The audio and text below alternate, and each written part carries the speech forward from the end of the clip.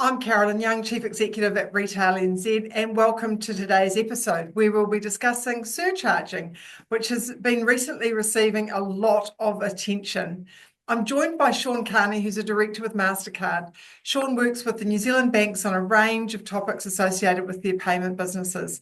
Prior to joining Mastercard in 2022, Sean has spent 13 years in banking across New Zealand, Australia, and the UK at ASB, CommBank, and HSBC. Kia ora, Sean. Welcome. Hi, Carolyn. Thanks for having me. Look, it's so great to have you here, and surcharging is such a hot topic at the moment. So it'll be really interesting to see how we evolve and what feedback we get from our members. The prominence of surcharging, it makes headlines across from a consumer perspective, from a merchant perspective, from a banking perspective. What's your view of what's driving the heightened debate around surcharging? So for me, I think the surcharging debate it's very personal, right? Because Yep. every one of us as a consumer out on our daily lives, we're all experiencing it. And so if I take my personal experience, I know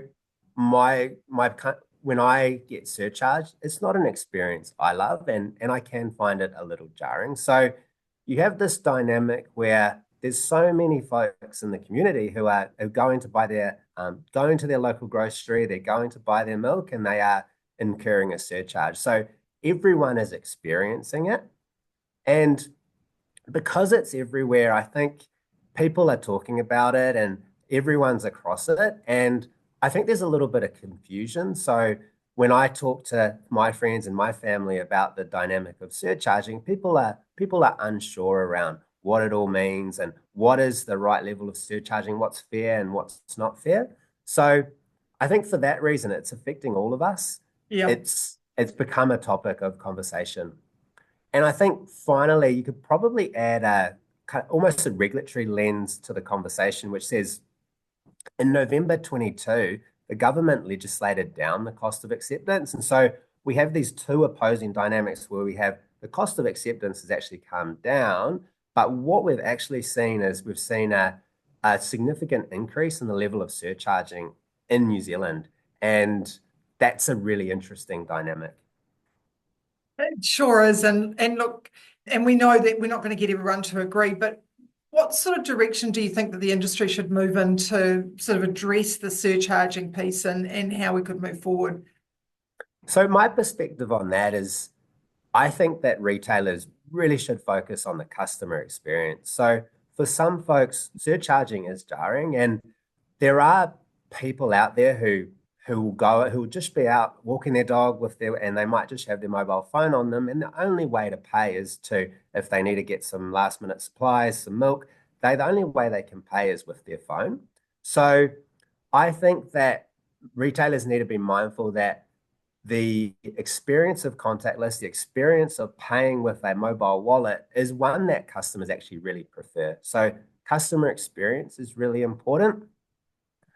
But the other aspect that's super important is around enforcement. So surcharging is, I think for a lot of merchants, there's maybe a lack of clarity on how much costs they're incurring, what is an appropriate amount of surcharging. And I think if we could have the regulator come with more clarity around what the rules are, what are the guidelines, bringing more clarity to the issue of surcharging will result in more transparency for consumers. And that's ultimately a really good thing. So I think the industry really needs clearer guidelines and stricter enforcement because the focus should really be on retailers who are charging excess surcharges. So surcharging is allowed in New Zealand, but actually one of the real problems that I see is retailers who are charging excessive surcharges over and above the cost of acceptance.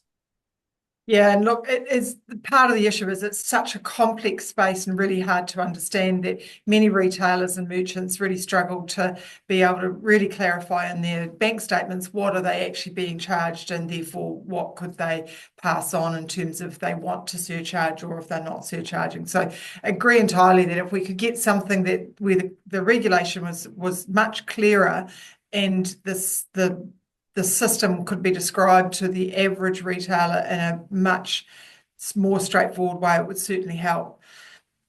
I guess historically we've come from a place where we've all had EFTPOS, and from a retailer or a merchant perspective, the EFTPOS transactions have gone through with no costs. And so a number of retailers will argue with us and they'll say to us, well, if we accept credit and debit card payments, it is more expensive than accepting an EFTPOS payment. Therefore, I will pass on those merchant service fees to my consumers because I can and it's regulated. What do you think about that sort of balancing between those two diverse spaces, the contactless payments and the EFTPOS payments?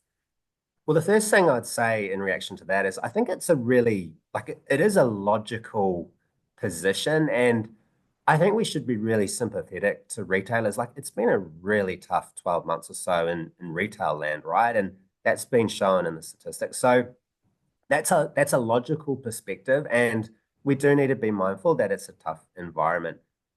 The way I'd respond to that would be to, firstly, we need to level set. So all payments have a cost. So we've worked with an external consulting firm, and we do this in a number of countries across the world. So we work with Boston Consulting Group to understand the cost of acceptance in the New Zealand market.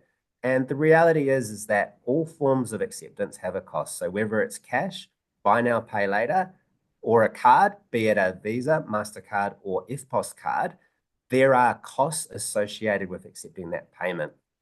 So this study in particular brought out, we believe there's cost of around 1.48% on accepting an EFTPOS card. So that comes from terminal hire, that comes from miskeying errors and issues associated with reconciliation. So it's really important to level set that payments are not free. So that's kind of my starting point to the response. And then there's probably a couple other threads to pull on. So going back to the previous question, I think retailers need to be really cognizant of the customer experience, really, really understanding that customers have a demand for a certain way to pay, and it's important that they meet that demand, and that if you do so charge a surcharge for some consumers, that's not going to be the greatest experience. Linked to that, I think it's useful for retailers to think of the cost of acceptance or the cost of payments in line with other costs, right? So running a retail business, there comes with a whole heap of other costs. So you don't surcharge for electricity or costs associated with rates bills, right? So for us, I think if a mindset of the cost of acceptance is part of your proposition, it's part of the checkout experience, it's the last interaction the customer has with you when they leave the shop. And it's really important, I think, that interaction is good and it's not a surcharge. And again, maybe just to link to the regulatory piece. So the fact is, in New Zealand, retailers are allowed to surcharge, but the important piece, and I've touched on it previously, the really important bit is actually that the surcharging is not excessive. So there needs to be fairness and transparency for consumers. And if you're in a situation where there's excessive surcharging, that's good for no one, I think. Look, and we know that customer service is really critical in retail. I mean, 70% of sales are driven by customer service and customer experience. What are the sort of things that Mastercard are doing to help improve customer experiences through the payment system? So as a technology company in the payment space, we're really focused on innovation in three key areas. So the first bit that's a real focus for us at the moment is we're thinking a lot around the e-commerce checkout.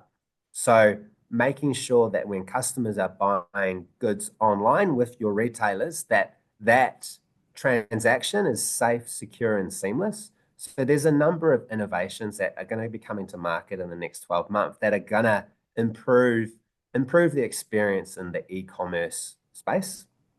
The second piece is around the fraud tools. So as a global payment network, we've invested a lot into fraud protections and making sure that we are aiding our customers and giving them the ability to better recognize fraud. Because one of the things I think we need to be really aware of in the community, scams and fraud is such a drag on people, and it's such a terrible outcome for New Zealanders. So we think we have a role to play in reducing some of the payment fraud that we see. And it's really important that we have an ecosystem that is safe and secure so that we protect consumers. Final piece I would say is around a broader theme of tokenization. So we are trying to tokenize the network as much as possible, which is to simply say we want to replace the 16-digit card number on your card with a token. And the reason for that, again, is linked to this idea of we want to provide a better customer experience. So using tokens, we can provide a seamless customer experience when your card expires and things like that. But crucially, we can also provide a higher level of security and safety when transacting. And that's a key thing for us. So by enabling more tokenization, we'll achieve that goal. And look, safety and security are really critical when consumers are making payments. And I think, ensuring that people have got confidence and trust in the system is really critical to having a safe and secure payment system. So, amazing to be continuing to do that work and evolving and hopefully ahead of those that are doing the scams. That's the key thing, right? Trying to keep one step ahead. Thank you so much for joining us today, Sean. It's been such a pleasure to speak with you and hear about all the work that Mastercard's doing to help improve New Zealand customer experience. Your support at Mastercard enables us to keep retailers up to date with everything retail. Look, I hope everyone enjoyed the episode today. Just a little snippet of discussion about a really contentious issue around surcharging, bringing in mind a whole variety of things to think about when you're looking at, that experience at payment. So thanks for taking a few minutes out of your day to join us. And finally, don't forget to subscribe to Retail Unplug on your preferred channel so that you can keep up to date with all the current industry knowledge. Until next time, ka kite anō, bye for now. Kia ora.